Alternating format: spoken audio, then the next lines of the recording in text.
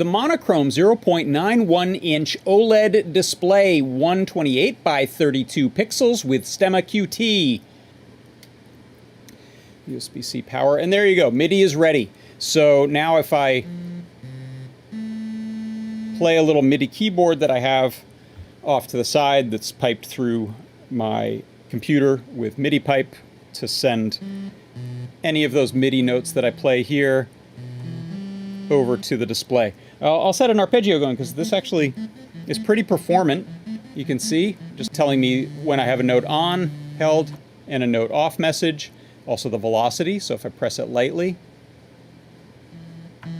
or full strength, and then whatever the note name is and the MIDI number there. It is the Monochrome 0.91-inch OLED display, 128 by 32 pixel with STEMMA QT.